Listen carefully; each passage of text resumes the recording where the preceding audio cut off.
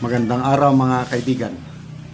Bigyan natin ngayon ng opinion reaction itong article sa Inquirer.net, published June 30 by Myla Agar. Okay, title: Swear in new senator judges, it's already allowed. Yun po ang title. The new members of the Senate should now take their oaths as senator judges in the impeachment trial of Vice President Sara Duterte. Opposition Senator Risa Hontiveros said on Monday, ngayong araw na ito. Pwede na daw. Kahit sa July 28 pa ang formal opening ng 28th Congress. Ngayon, June 30 pa lang, pwede na daw. Yun ang sabi ni Senator Hontiveros. Sobrang galing eh. So, in a way, tinuturuan niya ang Senate President kung ano ang dapat gawin.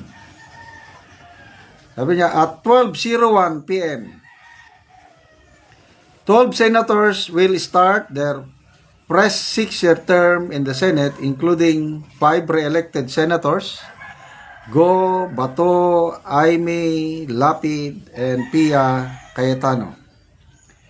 7 others are returning: Pangilinan, Soto, Lacson, Bam Aquino, and former House members Camille Villar, Erwin Tulfo, and Rodante Marcoleta. Yan po yung bagong 12.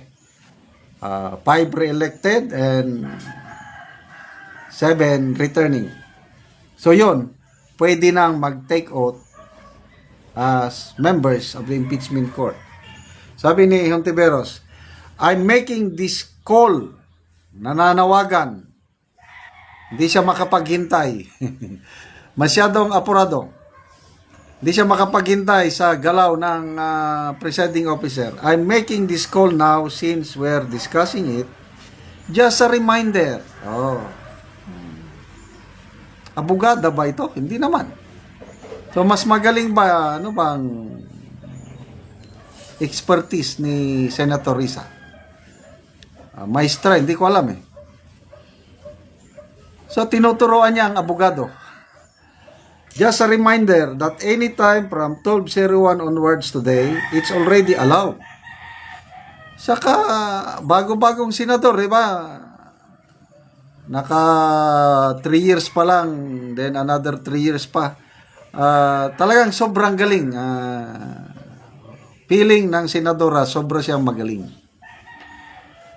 It's already allowed, and I hope the presiding officer will swear in the remaining 12 newly elected senators, said in a briefing. This can be done, sabi niya, according to the senator, since the impeachment court, which convened on June 10, is still in session.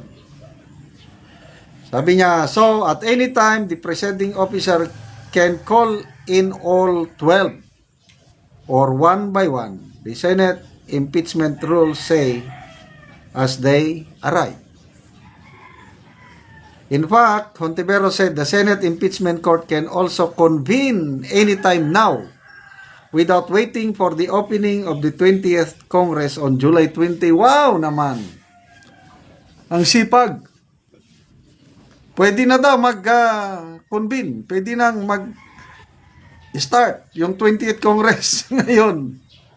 Bakit siya apurado?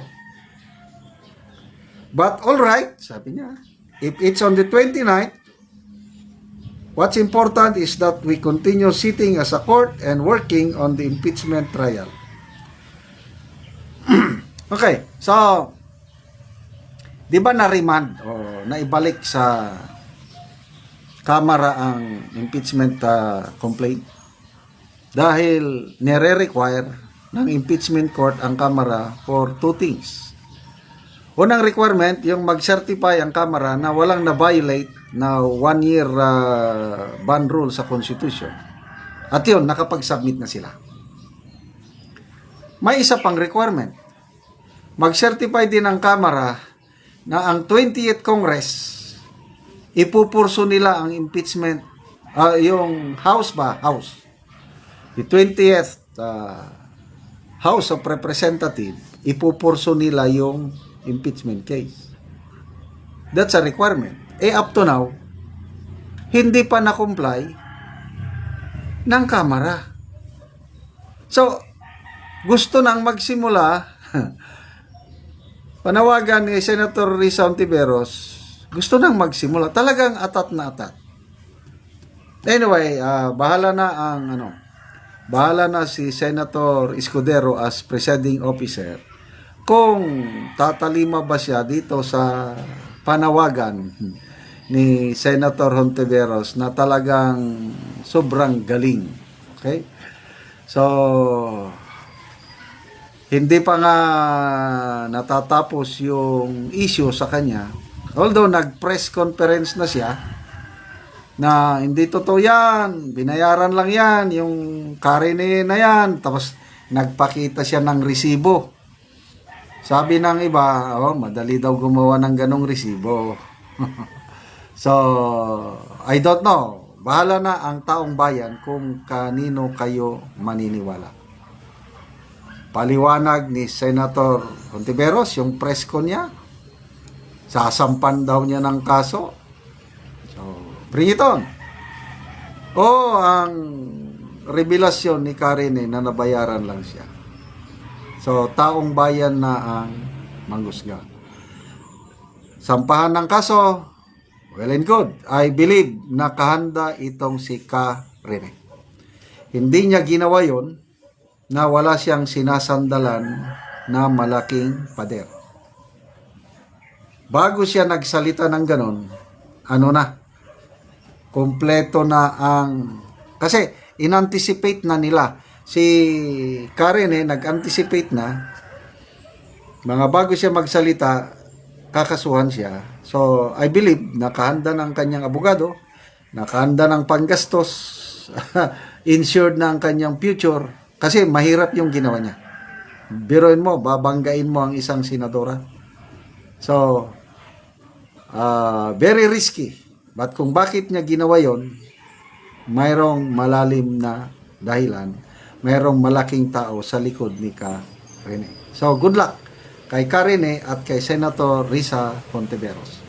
Okay, salamat mga kaibigan sa inyong pagsubaybay sa ating channel. Nakakatulong kayo ng malaki sa tribong talandig ng Bukidnon dahil ang income natin sa channel na ito is pantulong natin sa tribo.